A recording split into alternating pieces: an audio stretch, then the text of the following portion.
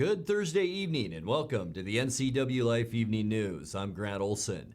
Before we get to today's top news stories, let's head outside and take a look outside our weather window from this afternoon. And a lot of low-hanging cloud. This is a beautiful shot from our Wenatchee Heights cross camera, and thank you to Sky5 for providing this and Localtel. Beautiful shot of the Wenatchee Valley and those low-hanging clouds. Even a little bit of freezing fog out there at times today, but another inch of snow overnight as well. And boy, the last 24 hours, we've set a record for moisture. We'll talk about that in a bit. But as we take a look at our weekend ahead, yeah, it's only a couple days away. Mostly cloudy Saturday. Saturday won't be a bad day at all, really, with high temperatures in the upper 30s to lower 40s. And then another storm system moves our way, bringing a good chance for rain mixed with snow overnight Saturday and once again into Sunday and Monday. We'll talk more weather coming up a little bit later on.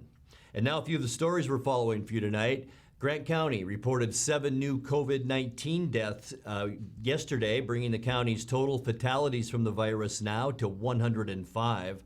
The proposed Black Rock subdivision development ends amid opposition from the state and the public. And it's been 2 weeks since Congressman Dan Newhouse spoke out about impeachment against President Trump. And now local party leaders say he's failed his constituents. But first, we begin tonight. A 68-year-old Chelan man died in a head-on crash Tuesday morning in Walla Walla County.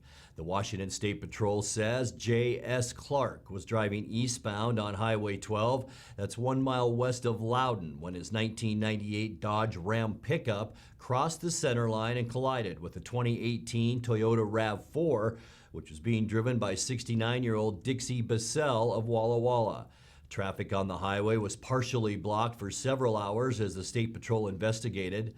A Life Flight air ambulance was dispatched to the accident, but Clark had not survived that crash.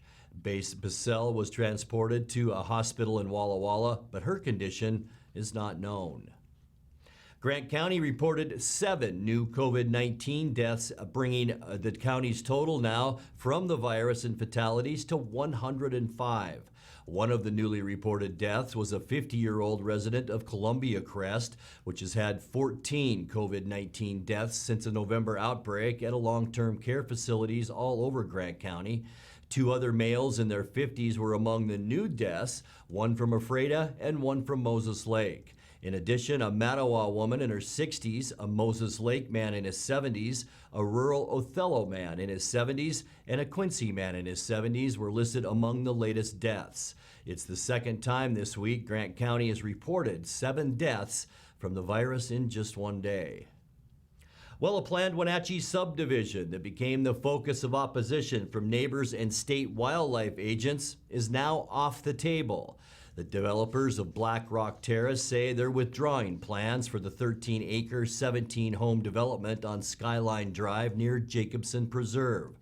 Local residents and the State Department of Fish and Wildlife warned the construction could disrupt mule deer habitat and grazing patterns.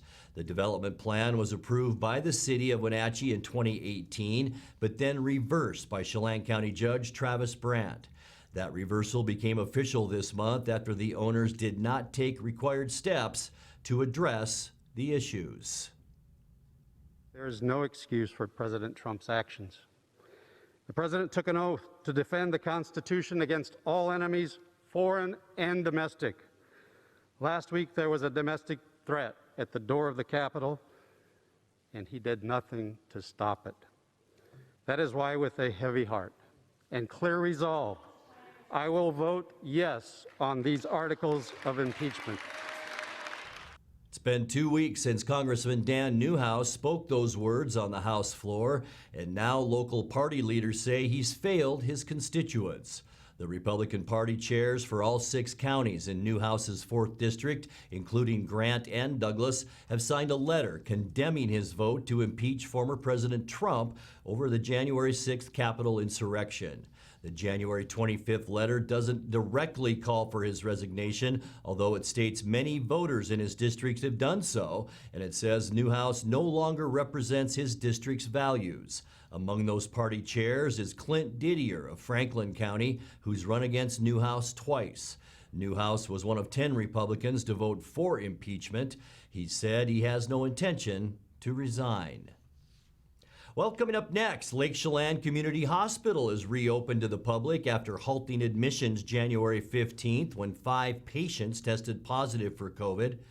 The public is being asked to weigh in on how to deal with flooding problems in Leavenworth's Ski Hill Basin area. GWADA is planning a virtual STEM showcase.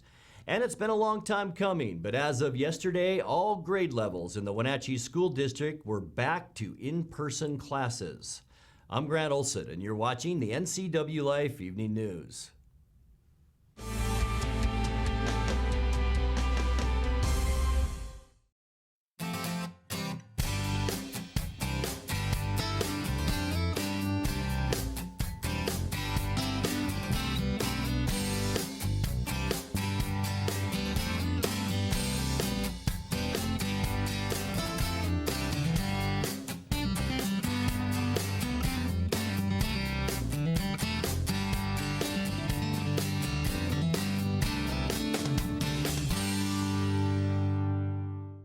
It's estimated that 1/3 of Americans do not have a financial plan.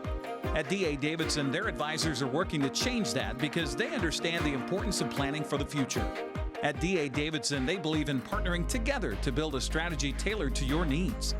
They spend the time and have the knowledge to help keep your financial future on track. Let D.A. Davidson Financial Advisors of Wenatchee put the strength of advice to work for you. My name is Anaisa Lemus, and I teach at John Newberry Elementary.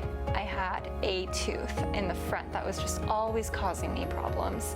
It was just happening so regularly. I went to go get a root canal done, and the root canal didn't help a whole lot because then it came back. Both of my parents went to Dr. Divis's office. They really recommended him because he had done such a great job on their teeth. I went and really have had a really pleasant experience with him. He just made me feel really at ease with everything. He was really confident with what he was doing. He said, this is one of his favorite parts of his job, which really made it easier for me because, when you're really passionate about something, they're going to do a good job. As a teacher, my students, I'll tell them randomly sometimes, oh yeah, with my fake tooth, they're always so shocked. Like, what? It looks like your real tooth. And I'm really happy with the results now. This is Dr. John Divis. Please call us today.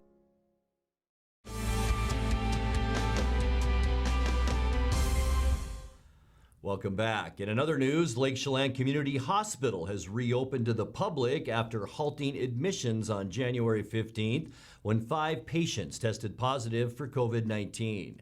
Lake Chelan Health announced yesterday that those patients are no longer infectious and have been taken off isolation precautions.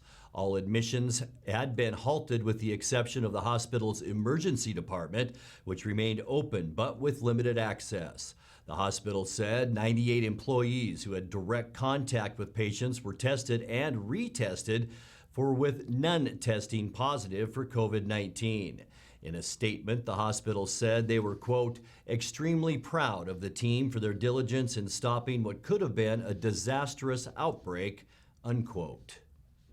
Well, the public is being asked to weigh in on how to deal with flooding problems in Leavenworth's Ski Hill Basin area. The Chelan County Public Works Department says people have until February 26 to complete a survey on 6 options for flood control that vary in complexity and cost. The survey and an explanation of the options under consideration can be addressed through the Chelan County website at co.chelan.wa.us. The county says flooding in that area has been a persistent problem during rapid snowmelt in late winter and early spring, overwhelming culverts and ditches and causing mud and debris to flow into roads. Well, normally, GWADA and the Apple STEM Network hold their yearly STEM showcase at Pybus Market. But as we all know, this is not a normal year. For the second time since the pandemic began, the STEM Showcase is virtual, with kids grades K through 12 competing from home in 6 categories over 6 weeks and submitting their projects online.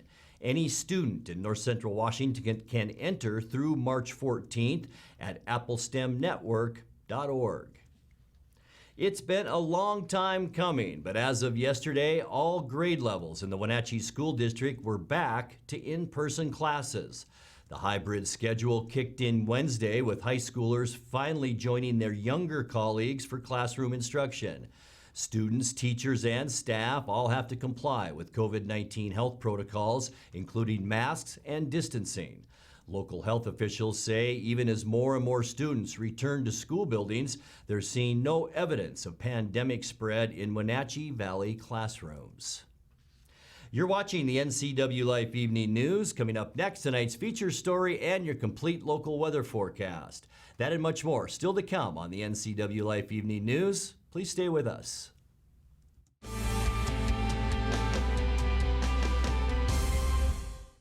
Bring the whole family up to Stormy Mountain Brewing and local public house in historic downtown Chelan. Applewood smoked brisket, street-style tacos, and our award-winning barbecue rubs and sauces. Our meals pair perfectly with our exciting lineup of craft ales, made right here in Chelan. We've got room for big groups, or give us a call for catering. So grab the kids and check out the fun at Stormy Mountain Brewing and local public house located in the heart of Chelan. Traditional values and innovation in honoring the life of each family we serve is part of the ministry of Heritage Memorial Chapel. Our staff is committed to walk with your family with compassion through this time of grief. We are here to help and here to serve, the right kind of help when you need it most. Heritage Memorial Chapel.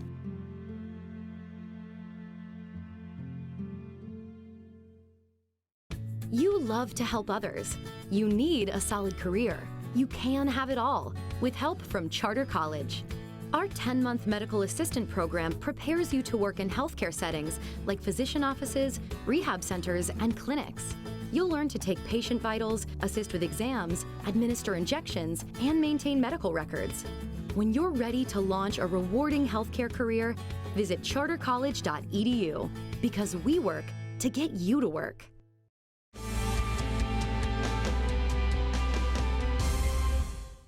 Welcome back to the NCWLIFE Evening News.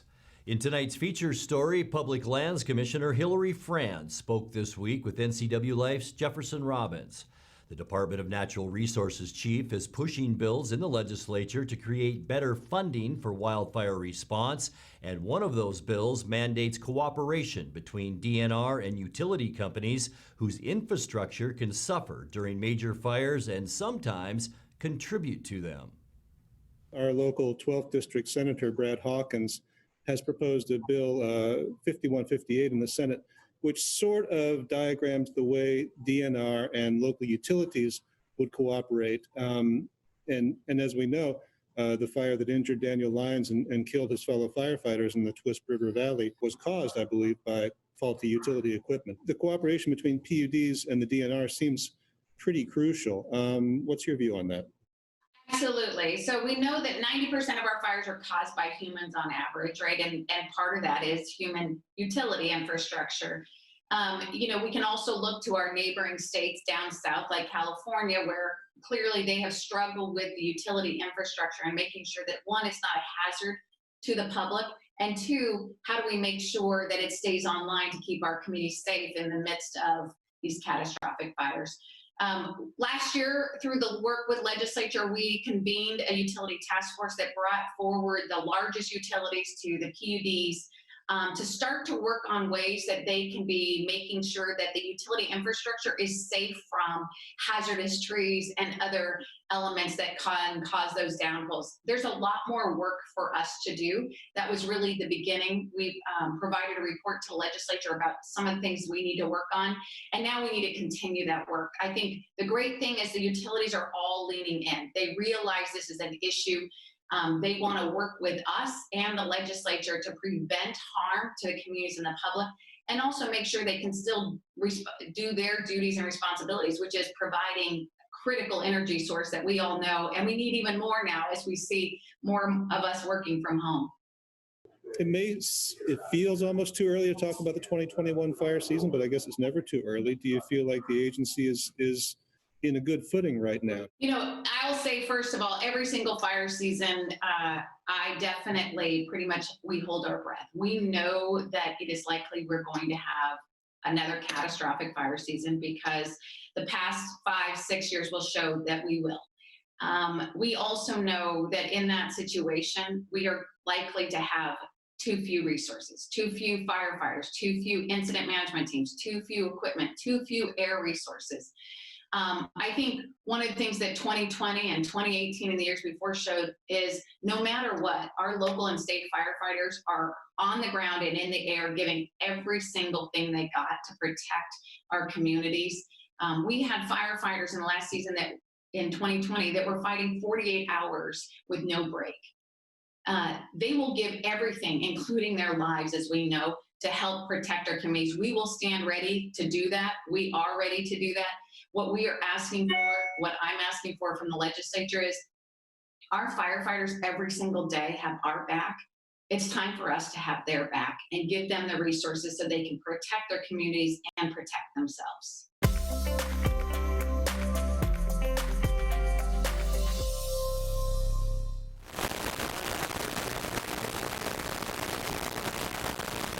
Commissioner Franz was talking about. I'll tell you what, big time moisture so far this year with snow, so that should certainly help our wildfire situation as we get farther into the year, especially this summer. Our weather window from this afternoon, it's a little bit hazy out there. Some ice fog and some low-hanging clouds too. High temperature right about where we should be for late January at 36 degrees. 37 is our normal high. Didn't warm up all that much. 30 was our overnight low temperature. 26 is normal.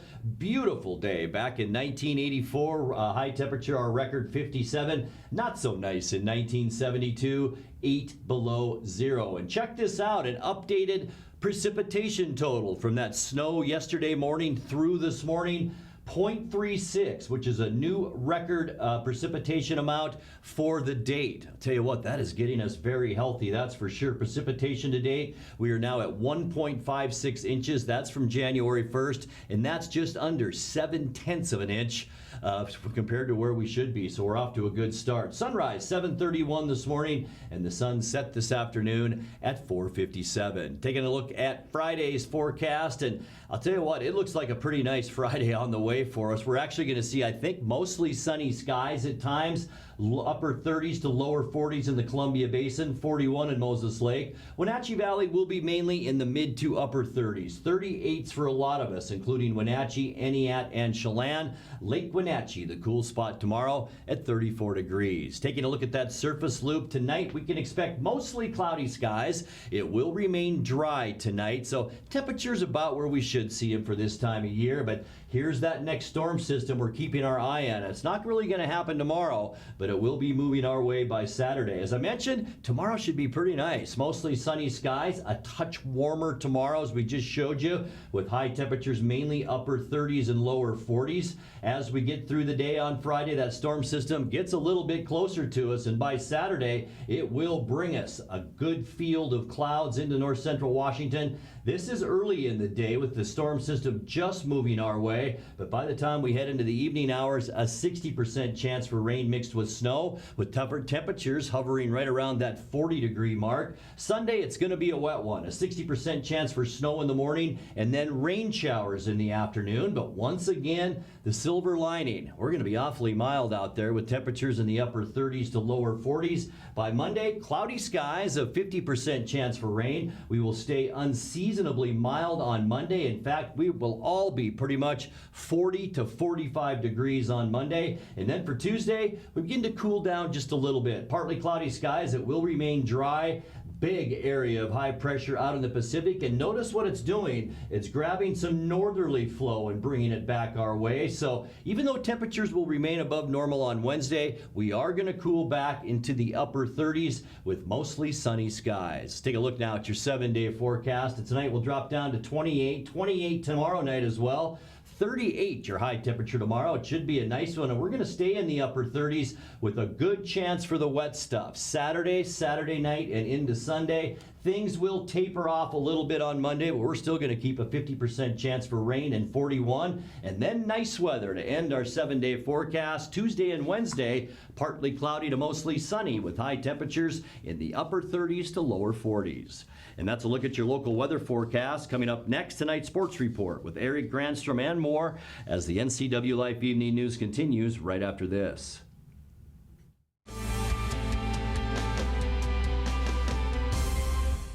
Ladies and gentlemen, I'm Kerry Condada. This is the 12th District TV show, aired 8 times every week on NCWLIFE TV. We cover business and politics like no one else does it because I've been there and done it. 30 years self-employed, 16 years in the House of Representatives, and 12 years running campaigns across the state of Washington. That resume means you're getting information you can't get anywhere else. This is the 12th District. I'm Kerry Condada.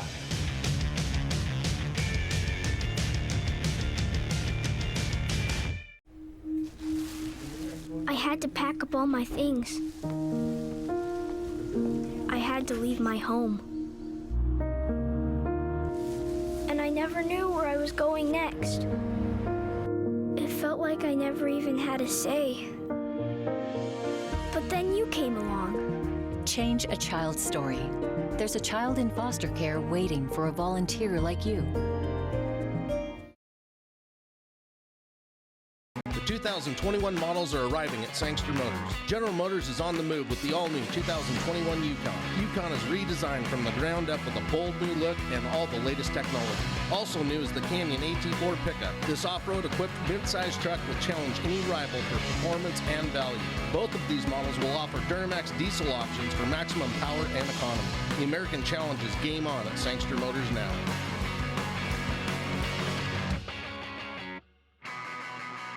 In a world afraid of technology, one man, one show will bring you the newest innovations that may just change your life. This summer, Ray McNeil, and your Weekly Tech Update is your Weekly Tech Update with Ray McNeil.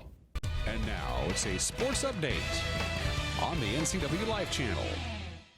And a happy Thursday to you. Sources say the Seahawks are planning to hire Los Angeles Rams passing coordinator Shane Waldron as their new offensive coordinator. ESPN's Adam Schefter says Seattle will hire Waldron to replace Brian Schottenheimer after his third season with the Seahawks ended in the two parting ways earlier this month. Now, Waldron has spent 7 seasons as an NFL assistant, but according to Schefter, has never called plays in any of his stints in Washington or Los Angeles under Sean McVay. Seahawks also reportedly had interest in quarterbacks coaches Ken Dorsey at Buffalo and Joe Lombardi in New Orleans. Those two took jobs as offensive coordinators with the Chargers and Lions, respectively. Waldron is a Portland native who graduated from Tufts University in 2002, where he was a tight end and a long snapper. Well, former backup Seahawk offensive lineman Chad Wheeler faces felony first-degree domestic violence assault, domestic violence, unlawful imprisonment, and resisting arrest charges in Kent after reportedly beating his girlfriend. According to court documents, prosecutors said Wheeler viciously attacked the victim in her bedroom, strangling her at times with both hands until she lost consciousness. She reportedly texted friends, her family, and Wheeler's father to call 911, and police officers who arrived forced entry after hearing her screaming inside. An officer attempted to use a taser to subdue Wheeler with little effect. Wheeler was set free on $400,000 bail Tuesday with an arraignment hearing set for February 9th. The team issued a statement this week saying, quote, "The Seahawks are saddened by the details emerging against Chad Wheeler and strongly condemn this action of domestic violence. Our thoughts and support are with the victim. Chad is a free agent and no longer with the team," end quote. The team also went on to offer the National Domestic Violence Hotline number. If you're experiencing domestic violence, that's 1-800-799-7233. Well, let's take a look at the Les Schwab College basketball scoreboard for both Washington State programs in action last night. Cougar men had its losing streak reach 6 games in a row after a 70-58 loss at Colorado. WSU went a stretch of 6 minutes without a basket in the first half, allowing the Buffaloes to reach a 29-11 lead. Washington State was able to cut the lead down to 6 with 9 minutes left in the second half, but could get no closer. Coach Kyle Smith says Colorado was able to flip the script from what the Cougs were able to do the last time the two teams met. Kind of got hit with a barrage of threes early in the game, similar to our game in our place, except it was them instead of us, and they got off to a good start. But I felt that we could climb our way back in. I was proud of our guys. They did. Again, just we got to 6. They made a couple plays that then just kind of backed us off, and it's too big a hurdle to climb. But hat tip to them down the stretch. They played well. Noah Williams led the Cougars with 15 points, and T.J. Bamba came off the bench to contribute 13.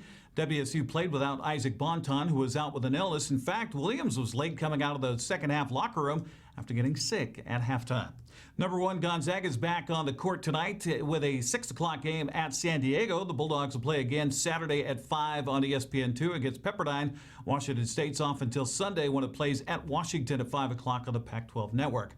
Number 6, Stanford rushed out to a 10-point lead in the first half and held a 26-point lead at halftime. Never looked back as the Cardinal took down Washington State in women's basketball 71-49 the final. Stanford held the Cougars to 9 points in each of the first 2 quarters, while WSU committed 9 turnovers in the first half. The poor start is something Coach Cammie Eldridge says was what hurt most in falling to the Cardinal last night.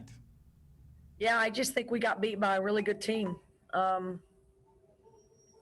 They taught us a lot about what the best teams in the country look like and play like, and they're pretty relentless at what they do. And I thought we obviously got off to a really bad start in the first quarter, and even worse in the second quarter, I think, and turned the ball over. And I thought that really determined and dictated us. I think we got a little rattled, and when you let them have 44 points in a half, you're not going to beat a really good team. So I was really proud of how our team came out in the second half. I thought we responded the right way. We did it a little bit too late. And then I think we got a bunch of stops late in the game and are in the third and fourth quarter and had a bunch of turnovers on top of that too. So I had a chance to even cut it a little bit further. So, but really credit them. They're good. And they're hard to guard, and they're long, and they make the game really hard. And we didn't respond very well tonight. Joanna Teeter led Washington State with 12 points, while Ula Matuga had 10. You'll forgive the Cougars if their legs were a little tired. 4 of their last 6 games have gone into overtime, including double overtime last Sunday in Corvallis. Number 18, Gonzaga plays at Pacific and West Coast Conference action tonight at 7 o'clock. Washington State again will host number 6 Stanford on Friday at noon. Gonzaga plays at St. Mary's Saturday at 1 o'clock. Stanford will head for Seattle Sunday at 1 with a matchup with Washington on the Pac-12 network. Well, tonight is hockey night on the NCWLIFE channel. We're taking you back to November 9th of 2019 for this one, as the Wenatchee Wild entertained the Penticton V's at the Town Toyota Center. Penticton got out to a 2-0 lead in the first period. Wenatchee came back to take a 3-2 lead in the second. You'll have to see how that one turns out tonight, 7 o'clock, right here on the NCWLIFE channel. That's a look at sports news. I'm Eric Grantstrom. Grant, back to you. Thank you very much, Eric. And now let's check in with Dan Kuntz for a look at what's coming up tomorrow morning on Wake Up Wenatchee Valley. Dan? Thanks, Grant. It was on my bucket list for years, and I finally got a chance to read the classic book, How to Win Friends and Influence People by Dale Carnegie. Read the book, finally. Very inspirational, very informative, and so I reached out to the Dale Carnegie people to see if I can get Dale to be a guest on my show on Friday, and they told me that he died 65 years ago. So Dale Carnegie will not be on this program tomorrow. Just a heads up. I'll be here, though. I'll see you tomorrow at 7. Grant, back to you. Bummer, Dan. And that's going to do it for our newscast tonight. For more on these stories and other news from around North Central Washington, you can find us on Facebook or our website at ncwlife.com. And remember, if you see news happening, we'd like to hear from you. You can send us an email at news@ncwlife.com or give us a call at 888-6295. I'm Grant Olson. Thanks for joining us, and have a great night.